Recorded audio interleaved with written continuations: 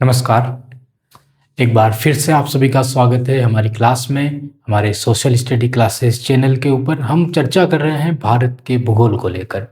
हमारी ये क्लाइमेट को लेकर तीसरी क्लास है और हम ये क्लाइमेट भारत की स्थिति और विस्तार के अंदर ही पढ़ रहे हैं। भारत को जब तक अच्छे से समझ नहीं लेंगे, भारत की जो भौतिक प्रदेश हैं, जो भौतिक विशेषताएं हैं, उनके ऊपर आना फिजूल है। जब तक भारत को एडवांस रूप में हम देख नहीं लेंगे तब तक आगे बढ़ना फिजूल है। इसलिए हमने स्थिति और विस्तार के अंदर क्लाइमेट का एक टॉपिक जोड़ा है और हम बात कर रहे हैं जर्मनी की नहीं, जनवरी महीने की। जनवरी माह की हम बात कर रहे हैं और जनवरी माह के अंदर पिछली दो क्लासों में हमने देखा कि यहाँ पे बनने वाली जो एमबी जो रेखाएं होती है, समदाब जो रेखाएं होती है, उनको लेकर और यहाँ के तापमान को लेकर आज की हमारी क्लास में हिमालय को लेकर चर्चा करनी है कि हिमालय भारत में आने वाली उन धाराओं को कैसे रोक लेता है या ठंड का कैसे कारण बनता है, ठंड नहीं पड़ने का कैसे कारण बनता है। पश्चिमी विक्षोभ, जेट स्ट्रीम को थोड़ा सा टच करेंगे। तो पूरी क्लास देखना, अच्छे से देखना, इसमें काफ़ी कुछ हम साथ में जोड़ने वाले हैं, समझना है। यहाँ पे शुरू करते हैं। एक क्लास थोड़ी बड़ी हो सकती है तो धैर्य रखना, लेकिन समझना अच्छे से। जैसे जैसे हम मैप को बनाते जाएंगे आप भी भारत के मैप में उसको ऐड करते जाना है, क्योंकि आज लिखवा नहीं पाएंगे, काफ़ी ज़्यादा जानकारी है। सबसे पहले तो यहाँ से लगा के जब हम यहाँ पे आते हैं, हमने आपको पहली क्लास में कहा था कि प्लस का निशान बनाना जरूरी है। ये भारत का अक्षांशीय विस्तार हमको मिलता है और भारत का देशांती विस्तार हमको देखने को मिलता है। अक्षांशीय विस्तार और देशांती विस्तार भारत का हमको देखने को मिलता है। यहाँ पे 68 डिग्री लगभग 17 मिनट है, और भी आप चेक कर लेना अगर गलत लिखा गया हो तो। यहाँ पे 97 डिग्री 25 मिनट है, 97 डिग्री 25 मिनट हमको देखने को मिलता है। यहाँ पे 8 डिग्री 4 मिनट है, 8 डिग्री 4 मिनट है, और यहाँ पे 8 डिग्री है तो यहाँ पे 37 डिग्री 6 मिनट होगा, 37 डिग्री 6 मिनट होगा। ये भारत का अक्षांशीय और देशांती विस्तार है, इसको हमने देखा। अब बात करते हैं भारत के भौतिक विशेषताओं को, थोड़ा सा टच करते हैं। सबसे पहले तो ये हम थोड़ा कलर चेंज कर लेते हैं। सबसे पहले तो ये देखिए, भारत का लद्दाख है, ये जम्मू कश्मीर, ठीक है, हिमाचल प्रदेश, उत्तराखंड, पंजाब को टच नहीं करते हैं। ये जो जिले हैं ये हिमालय के अंदर आते हैं, भारत के अंदर। उसके बाद आगे आते हैं तो नेपाल, यूपी का हिस्सा नहीं आता है, नेपाल आ जाता है, नेपाल में हिमालय फैला हुआ है। फिर आगे आते हैं तो बिहार का भी नहीं आता है, ठीक है, तो आगे चलते हैं, यहाँ पे नेपाल है। उसके बाद सिक्किम भारत का आता है, ये हिस्सा आता है, और फिर इधर भूटान आ गया जिसका कोई नहीं। फिर अरुणाचल प्रदेश भारत के नेपाल के अंदर, हिमालय के अंदर आता है। फिर यहाँ पे आती है चीज़ें। तो ये मोटे मोटे तौर पे जो हमने क्रॉस के निशान लगाए, ये क्रॉस के निशान भारत के अंदर यहाँ पे हिमालय फैला हुआ है, नेपाल के अंदर, यूपी के उत्तरतम हिस्से में, बिहार के उत्तरतम हिस्से में हल्का हल्का टच करता है, ठीक है, क्योंकि वहाँ पे नदियाँ बहा करती है, तो नदियाँ दिखने लग जाती है, वहाँ पे एंड हो जाता है हिमालय का। तो ये हमको हिस्सा देखने को मिलता है। फिर इधर भी हिमालय फैला हुआ है, यहाँ पे भी फैला हुआ है, फिर यहाँ पे में हमारा हिस्सा हमको देखने को मिलता है। और यहाँ पे हिंदू कुश पर्वत श्रेणी है, यहाँ से शुरू होता है हिमालय। तो एक क्रॉस के निशान जो हमने लगाए हैं, ये पूरा हिमालय क्षेत्र हमको देखने को मिलता है। ये भारत का एक भूभाग है, भौगोलिक प्रदेश है, और ये सबसे महत्वपूर्ण भौगोलिक प्रदेश है भारत का। क्यों? क्योंकि रूस से पहला हमारा पॉइंट जो है, देखिए, एशिया, रूस और बर्फीली हवा। अब देखना यहाँ पे समझते हुए चलना, क्योंकि जब तक इनको नहीं समझेंगे भारत की भौगोलिक विशेषता समझ में नहीं आएगी। ये पॉइंट है हमारा पहला भौगोलिक प्रदेश, हम जिसको कहेंगे वो एशिया,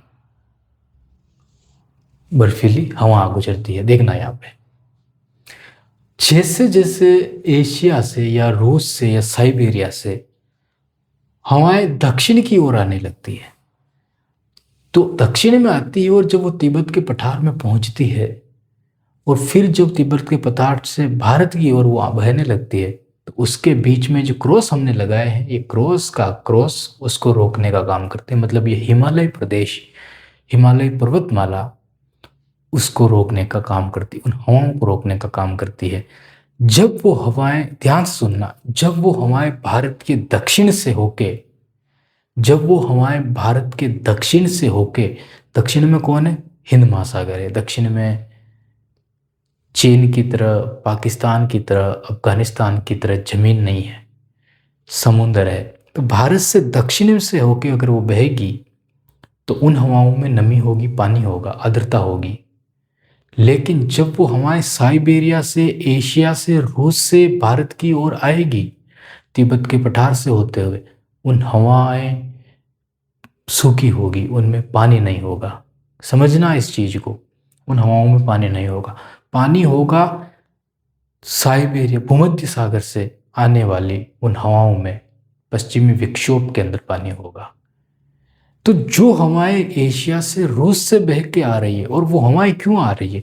क्योंकि निम्न दाब का क्षेत्र जो बनता है, समझना है इसको,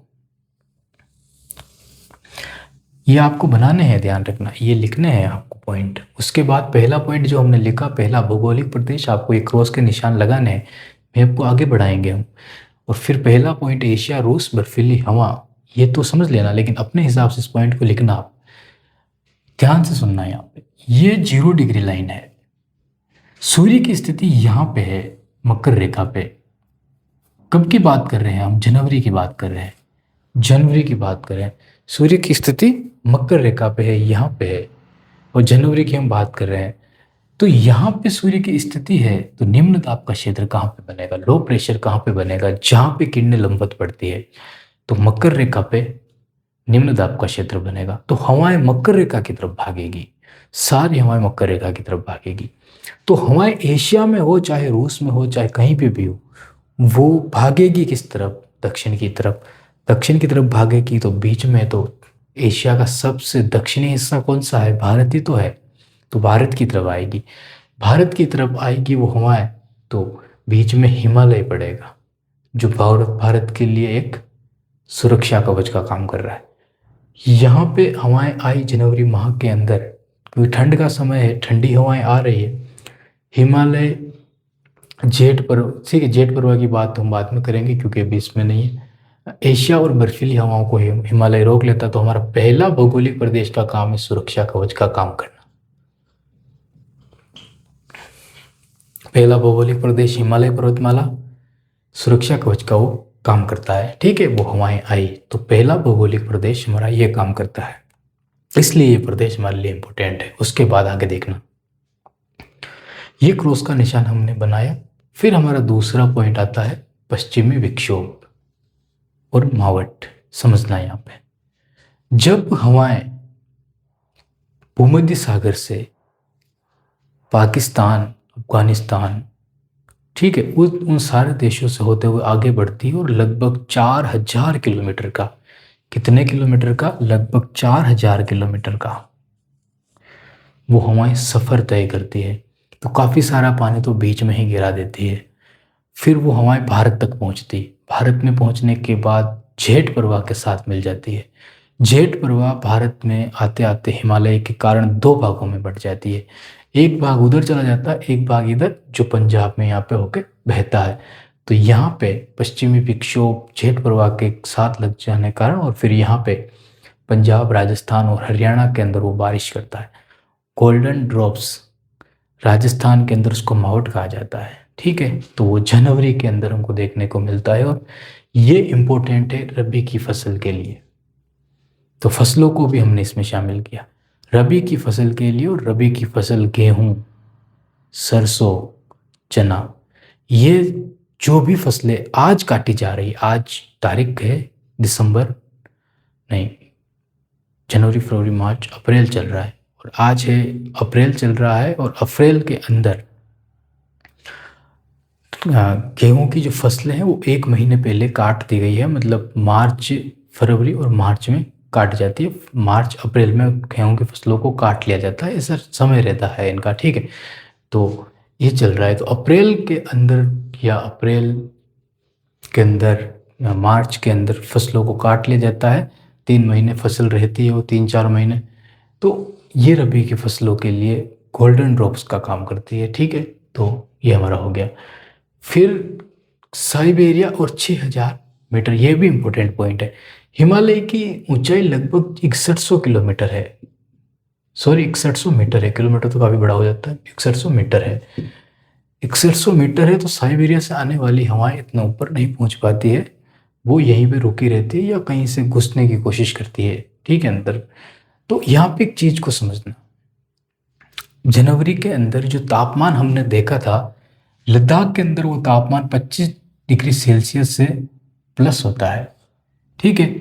यहाँ पे वो तापमान 20 डिग्री से 25 डिग्री सेल्सियस होता है राजस्थान के अंदर, अगर हम देखें तो।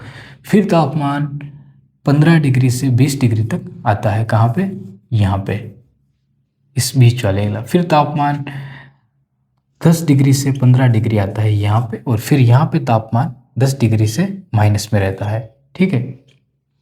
सॉरी, उल्टा लिख दिया हमने, उल्टा लिख दिया। यहाँ पे 10 डिग्री सेल्सियस होता है, या इससे माइनस में होता है, ज़्यादा इसमें नहीं हो सकता है।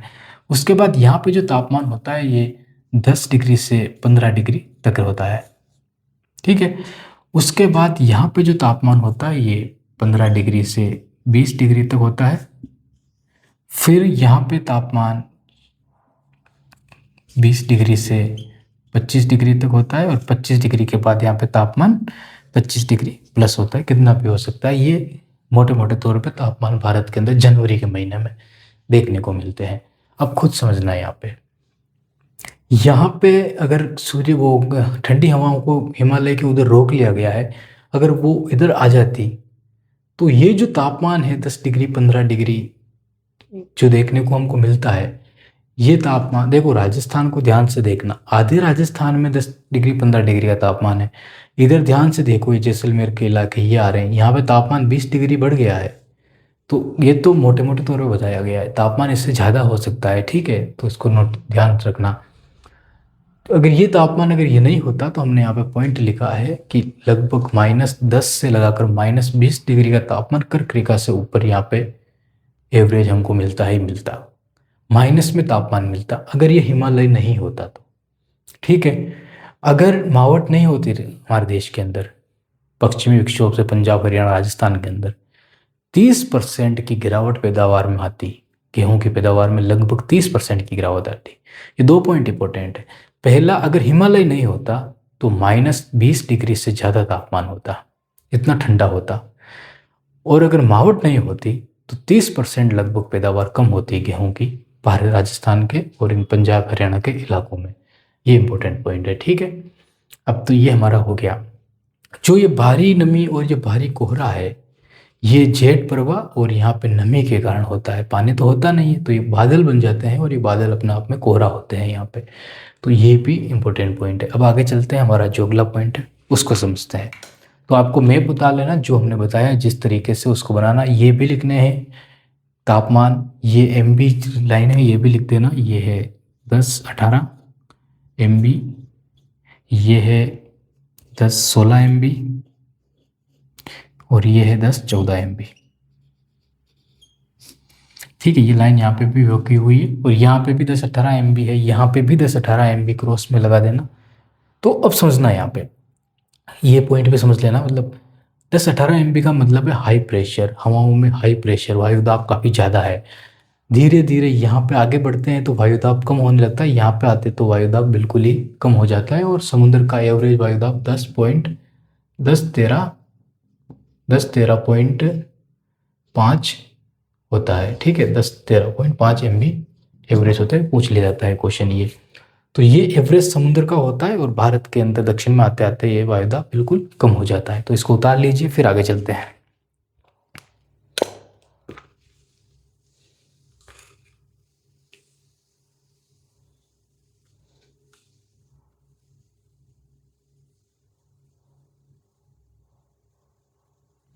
लास्ट पॉइंट है हमारा, उसको समझ लेना थोड़ा अच्छे से, ठीक है। ये जो हुआ है हमारा, हमने अब तक समझा। अब समझना जो क्वेश्चन पूछे जाते हैं, पहला भौगोलिक प्रदेश की हमने बात की, ठीक है। भारत के अंदर ध्यान से यहाँ पे नोटिस कीजिए, एक ये पूरा अपने आप में एक भौगोलिक प्रदेश है, जो एक तट है पूरा, एक तट भारत का यहाँ से लगाकर यहाँ तक है। ये तट इम्पोर्टेंट है क्योंकि यहाँ से क्वेश्चन आता है। अब देखिए, भारत के अंदर अगर मावट ना हो तो पंजाब, राजस्थान, हरियाणा सूख जाएगा, मतलब वहाँ पे बारिश नहीं होगी। ठीक है, अब यहाँ पे एक चीज़ बताइए कि भारत का सिर्फ यही हिस्सा है क्या यहाँ पे बारिश हो रही है? एक हिस्सा और है, वो है कोरोमंडल तट। जनवरी के महीने में यहाँ पे बारिश होती है, यहाँ पे लहरें आती हैं तेज तेज। जनवरी के महीने में यहाँ पे बारिश होती है। ठीक है, दूसरी चीज़ समझना, यहाँ पे नोटिस करना, हमने कहा कि यहाँ पे तेज तेज लहरें आती है, मतलब हवाएं तेज चलती है। इस चीज़ को अच्छे से नोटिस करना। ये MB है, ये भी MB है, ये 10-14 MB है, ये 1018 MB है, 10-18 MB है। हाई प्रेशर है, हवाएं भारी है, हवाएं तेज गति से नहीं चलेगी। इसीलिए जनवरी में कर्क रेखा के ऊपर वाले हिस्सों में हवाएं धीरे धीरे शांत तरीके से चलती है, और जब आप छत पे बैठते हो तो आराम से ठंडी लहरें हवाएं आती है आपकी। क्यों? क्योंकि हाई प्रेशर है, हवाएं ठंडी है, धीरे धीरे चलेगी। वो हवाएं धीरे धीरे चल रही है, लेकिन जब यहाँ पे होती है, कहाँ पे? दक्षिण हिस्से में, वो हवाएं तेज चलती है। तो ध्यान रखना, जितनी ज़्यादा MB होगी, जितनी ज़्यादा समदाब वायु की मतलब पावर होगी, वो हवाएं उतनी शांत चलेगी। जितनी ज़्यादा कमज़ोर होगी, कम होगी, वो हवाएं उतनी ही तेज चलेगी। तो यहाँ पे बारिश जो आती है, ये हवाएं मंद मंद चलती है, लेकिन दक्षिण के अंदर कोरोमंडल तट पे जो बारिश होती है उसमें हवाएं तेज चलती है। तो ये दोनों चीज़ें समझना और ध्यान से सुनना। पॉइंट समझ में आ गया होगा ये अब? ठीक है, जो MB ज़्यादा लिखी, तो ये पॉइंट जो हमने बताया ये है। अब देखना,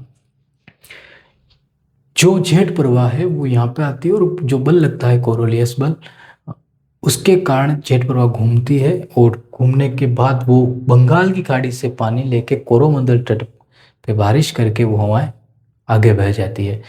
तो तमिलनाडु के तट पे, कोरोमंडल तट पे जो बारिश हो रही है वो पश्चिमी विक्षोभ से नहीं होती है। पहला पॉइंट तो ये है। दूसरा पॉइंट, हवाएं सूखी होती है, लेकिन बंगाल की खाड़ी से पानी लेती है, नमी लेती, हवा धारण करती है, कोरोमंडल तट पे बारिश कर देती है। तो पूरे भारत के अंदर सिर्फ 2 जगह बारिश होती है, पंजाब, हरियाणा, राजस्थान मावट से होती है, कोरोमंडल तट पे बंगाल की खाड़ी से नमी धारण करके जेट प्रवाहों के कारण बारिश होती है। तो पश्चिमी विक्षोभ का यहाँ से कोई लेना देना नहीं, इसका पश्चिमी विक्षोभ से कोई लेना देना नहीं है। ठीक है, तो ये थी हमारी तीसरी क्लास, और तीसरी क्लास में हमने भारत के तापमान, MB बार और हिमालय को लेकर चर्चा की। ये भारत की स्थिति को समझने का सबसे अच्छा तरीका था भौगोलिक विशेषताओं को शुरू करने से पहले। बहुत बहुत धन्यवाद आपका।